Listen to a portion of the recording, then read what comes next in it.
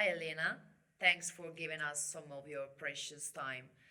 Arezzo Wave is so proud to host such a great artist like you. It's been a while since you walked the X Factor stage in Ukraine 6 years ago. Yeah, already Okay? 6 years Yeah. ago. So, what do you remember about that first time on TV? Could you have imagined all this success? So what can I say? I still feel like a young girl, little girl from village. How I actually told it on X Factor when they asked me like, so what special do you have? Can you tell us your story? And I told like, I mean, I have big dreams. I'm from my village. I love my family, and I want to be a famous Ukrainian superstar around the world. And they been laughing a bit, like, okay, that's nice, cool girl. Probably there is a lot of this kind of artists and dreamy girls like me, but I'm a pusher, I'm a fighter. Yeah. And look, here I am. I'm making my dreams come true, and I'm so thankful being invited here or somewhere else in Europe or not in Europe. I just came after Burning Man in US. It was Wow. amazing. Wow. I mean, Crazy. like this summer, I was traveling a lot with charity concerts to help my beloved Ukraine because now it's our mission to be a voice of our country, to talk the truth through us. It needs to go. We need to like spread this energy about Ukraine, which is not a weak team, which is No, powerful not at and all. brave country with all those brave people, And this I want to talk about as well. And it was so many festivals this summer. So I mean, like, I'm so thankful for everything what is happening to me from that X Factor or from the beginning of my school when just my mom gave me the mic and told me like, you can't do it, girl. Try. And it started to be, and till now, I still feel nervous before the stage, before even sometimes an interview. No. Yeah, because I'm still Yeah, into yeah. into this way of Understand. feelings, you know. I'm not like, oh, I can do. Yeah, I can do it, but But but still, I want to share something special to okay. this world. I want to spread the light, and I know I need to like pick these words to be better and better every day because I really want it. Oh, wow. Okay. Um, Unfortunately, due to a misunderstanding linked to a strict law in your country, you were unable to take part to the Eurovision contest.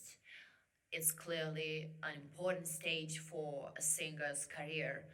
Do you think you missed a crucial opportunity, or are you satisfied and happy just like this?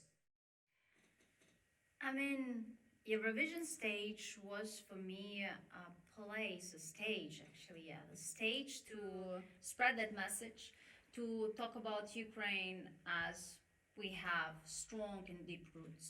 We have our ancestors, but right now we're writing our own history, and it's important. And I made it epic, not actually regular from my style, and everybody were like, "What? What? She's like so serious. Why she's so serious?" But I felt on that moment that's a serious moment for my country, and to present it, I wanted to be like that. And yeah, what happened with all these laws and everything, I should be more precise into the document work, into my memories and everything. And I really say sorry to our community in Yeah. Ukraine because Yeah. it's not nice. I'm feeling sorry that it We happened know. like that. We know it.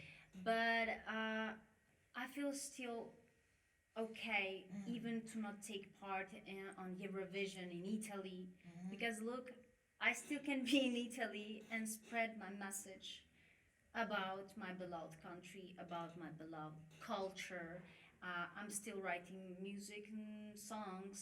I'm still inspired, even though that I had a huge stress, and actually every day, Okay. all Ukrainian people having a stress because we're still resisting and fighting, um, and it's still going on in the middle of Europe, you know.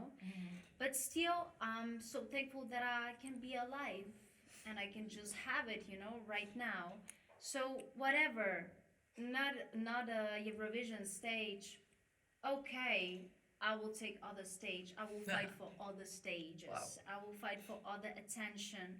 But I know truly for what I'm doing it, and it's not for fame. Glory. Okay. It's something deeper than this, and you will tell me like ah ha ha ha, like so cliche to say No, it. no. But I feel it's I true. feel like Yeah. I mean it's somewhere there, and I'm blessed to feel this world like this, and even though to struggle like that, to even have that situation that I had, because right now I'm totally different person, much more deeper into my business. For example, I'm building my business from kind of minus of everything, just like trying to keep those people that I really believe in, and they believe in me. I'm finally making my dream even better, you know? So Wow. I'm proud of it. I'm finally this, you know, woman that I want to be. I'm into this way to Okay. get to this Okay. point. So I'm proud of myself. I'm proud of actually all Ukrainian women nowadays. They are so strong. Yes. My God, what I'm seeing every day from my friends, from all those that are, for example, there is 5,000 women on the front line, Yeah. 50,000 women in armed forces of Ukraine. Can you imagine? And all those who are somewhere now in the world, keeping a child here, trying to get money, trying to do things. We're so strong, but in the same time, I believe we need to still give each other some energy. And with my music, I'm trying to do it as well, because it's not only about culture, folk, and la la la. It's also about this woman female power that I have in my music, because it's pretty wild what I'm doing. It's not very No. pop. No. It's like half of everything. But I want to show that we can be like that as well. We can scream sometimes, and we can cry sometimes in the middle of the song, or we can give such a strange voice in a moment. We are like that, and it's normal and it's natural, you know? Yeah. This kind of dialogue with the world I'm trying to create. Alina, how difficult is to be a Ukrainian artist in this historical moment? You necessarily represent your country, given a voice to all who cannot express themselves or don't know what to say. So you feel you're like a symbol. I feel that this moment is changing all of us big time. There is big transformation of all the people, no matter who you are, boy or girl, young or not very young. Like we're all changing. Ukrainian people after pandemic, can you imagine 2 years of pandemic and after war, like full scale invasion on all territory of Ukraine, of your home. And for example, I like to travel. That's my big passion. But I want to have my home, because in my home I feel bossy. I feel like, yeah, that's my home. I feel good here. I know that I can build something here. I know this language, I know this culture, I know these traditions, and I want to put something into it even more. And nowadays, being artist, being someone that has some audition in social media, I feel like responsibility to be very careful with what I'm spreading to the world. all the facts, all the pictures, all the words need to be like done very good. And especially actually after all the situations that happened with me, because it was not very only about show business, it was very, very political. And I feel I'm not an artist only anymore. No. It's a little bit more than Yes. this. That's why I'm trying to raise up and trying to grow up for this, to be an activist in some way, to be aware with everything what is going on in my country and in the world actually, to think about that topics which are important for me, and to share it with my audition, to tell it in my music, because I don't like to create music only about, I don't know, low or something else. I mean, something, whatever. I would love to like go into deeper things. So that's what I'm trying to do. Like it's the moment for me to grow, to develop myself, and I think there is a lot of people developing themselves into being strong and to be cool, to be cool, because Ukraine is not a victim, as I said. Yeah.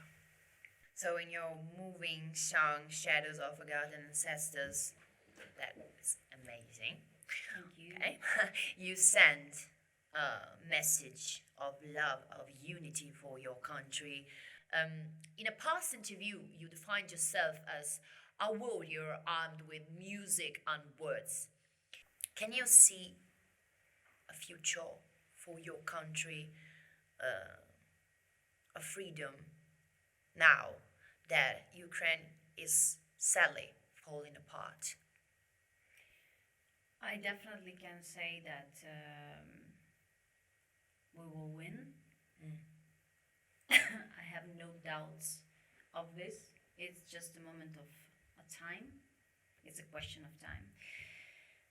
But there is like no hesitations about the future of my country, because I know that I will put everything, all my energy into it. I don't want to move on in some other country, as I told you before. I like to travel, but I want to come back home. Yeah. I want to build a beautiful future for my family, which will live somewhere in Carpathian Mountains, for example. I see it. I know that I will put some energy into education and culture of my country, because I can, because I feel ambitious, because that's intuitionally in me from the beginning actually.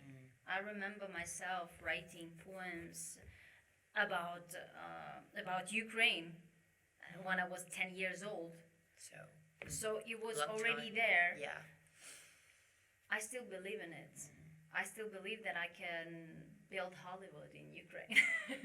Why I mean, not? I can do everything what I want, because this is my home, and I feel my roots.